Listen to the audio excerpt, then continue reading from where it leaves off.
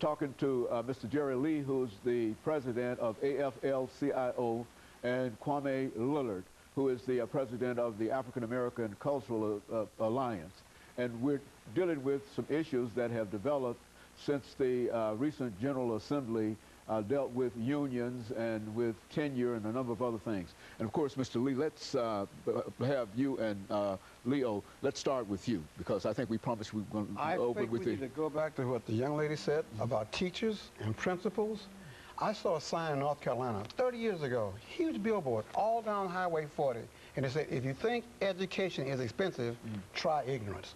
And right now, it seems like many people who are in that state capital want to try ignorance, and we're not going to let them.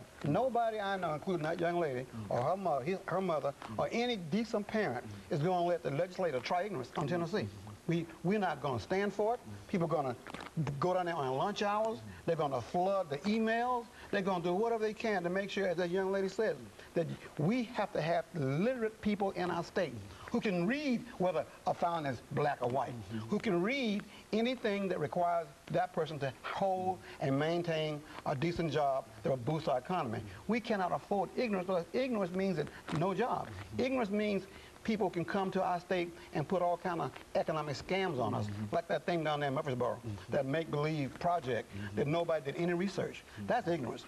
We don't want a working force that's ignorant. We want a working force that is something that's a prize for us, that can attract industry and create jobs. Bring those jobs back that Jerry talks about. They're everywhere except here. We can bring them back. We're going to bring them back because we're going to have a reason for them to come back. We're going to have some smart, intelligent, efficient, loyal workers. As a matter of fact, as the president of the AFL, you've been accused of being the leader, Jerry, of this activity, bringing all these folks together. And I would be proud to take full credit for it, but there were a lot of people involved. Social media probably got 500 people there. People came from all over the state. Other groups participated in the planning. And not only union groups, but community groups and faith-based groups. So it was a real coalition of people, and I think they're all trying to say we're fed up and we're not going to take it anymore. Some of these regressive laws that they're passing against unions to weaken unions, where, for instance, they're not going to allow for the employer to withhold the dues to pay them to the union, and when that happens and people start having to pay on their own, they're going to forget it. They're not going to be able to afford it this week, and it's going to weaken the unions in that manner financially. But they're also trying to take away their right to collectively bargain the terms and conditions of their employment, and it's just unconscionable. We've had those rights. Now, public employees don't really have the right to collectively bargain a contract. They can have a memorandum of understanding. But the fact is, the teachers have had the right to a contract since 1978, and I think our schools have done very well under that contract and under those conditions. They're trying to say that other teachers that choose not to belong to the union are not represented. That's not true. The union represents every worker in this state. It's a right-to-work state. People that are in the union in Tennessee are there because they want to be, not because they have to be. And they remember things like not having weekends off.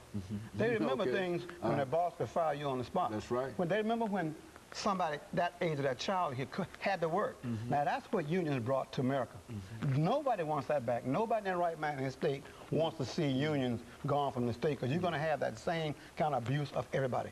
And nobody's going to take it. Now, everybody who's listening to your show ought to decide how many hours this coming week they're going to devote to figuring out who to call to talk about this union-hating, busting attempts by the state legislature.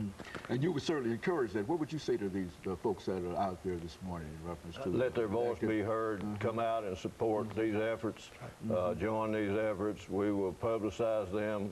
Social media has picked up on this, and they're really helping to develop crowds and what have you to come to these events. The national AFL-CiO, by the way, I'm the Tennessee AFL-CiO president. Rich Trumka is the national president. And we have this We Are One campaign that's going to revolve around April the 4th and building up to and away from. And we want small events, we want big events, we want everybody to talk about the fact that we are one, that we in this country are losing our freedoms. And so you're saying the working man in Tennessee as well as across America really is in a dire strait. We're under attack, and it's a frontal attack